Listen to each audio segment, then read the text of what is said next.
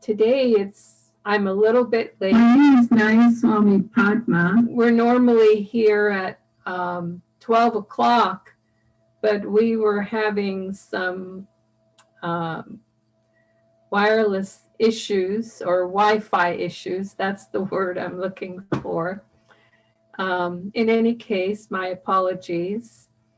I'm here to bring you a little bit of inspiration from Paramahansa Yogananda, the Rubaiyat of Omar Khayyam, as explained by Yogananda and edited by his direct disciple, Swami Kriyananda.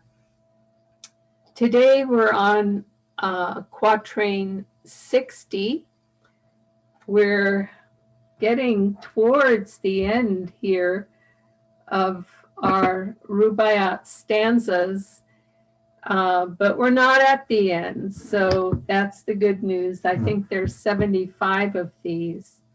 So here's quatrain 60 as sung by Kriyananda, Swami Kriyananda, and then he also reads to us Yogananda's paraphrase of that quatrain. 60.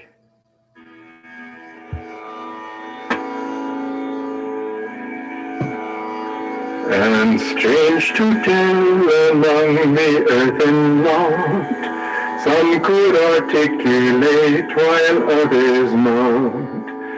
And suddenly one morning patient cried, "Who is the potter, pray, and who the pot?" Paraphrase. How strange that although the human race evolved from a common prototype, human beings are so vastly diverse. Some are wise, others are steeped in ignorance. Some are bright and intelligent, others dull and stupid. Some are insightful and deft at expressing themselves. Others cannot give clear utterance to the simplest thought. And yet the fullness of divine truth resides within all equally. Why this incongruity? Few comprehend the reason. They blame fate. They blame a whimsical God. Shaking their fists in anger at the universe, they declare themselves atheists. Occasionally, alas too rarely, someone will ponder life's deeper meaning. In deep introspection, he will express an urgent desire for understanding. Who is the creator of this body, he cries, and what, pray, is the mystery of our existence?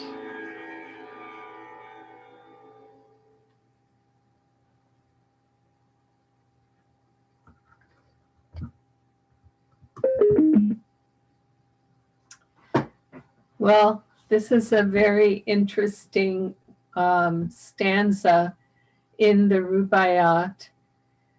I find it interesting. I know, others of you might have had a similar experience in your lives. He's talking about why is it karmically so that some people ponder the universe, as it were, ponder the big questions, and others don't even think about those questions. And of course, the answer lies not in God, who ordains some to think in these ways and others not. The answer lies within each and every one of us and our own karma, our own road, highway back to the infinite. We're all in different parts of that highway, on different parts of that highway, and we have an accumulated thoughts and actions through millions of lifetimes that have brought us to this particular point in time that we're in. And if we're I was just about to say if we're lucky, but it really isn't about luck. If it is such that all of that accumulated karma brings us to the point where we're finally wanting to step off that wheel of life, that cycle of incarnation after incarnation, and say, okay, stop already. I want to understand this. I want to know what I can do to see and experience the meaning of life. And so we're all in different parts of that spectrum.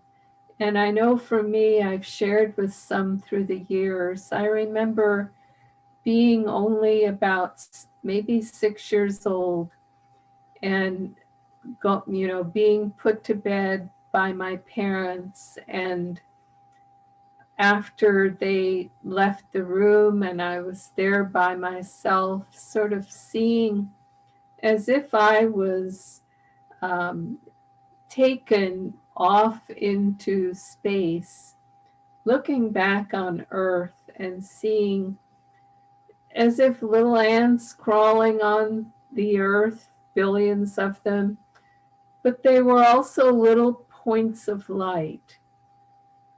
And understanding at age 6 that somehow all these little lights were sparks of the infinite, and that blazing flame of the infinite has a million sparks going out at any one point in time, and each of us have within us a spark of that infinite.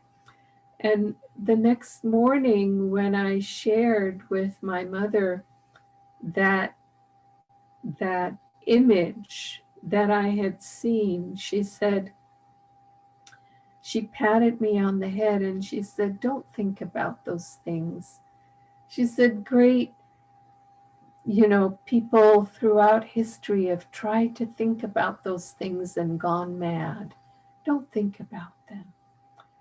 And so, not to put anything on my mother specifically, but symbolic of life and the materialness of this life, of this particular age that we live in, and the way that it draws us constantly only to material realities. Buy this and be happy. Go here and be happy. And avoiding that truth and that simple reality that happiness resides within us, that ultimately lasting, unconditioned, forever eternal happiness resides within us because God resides within each and every one of us as a spark of that infinity. And so this Rubaiyat quatrain points us in that direction.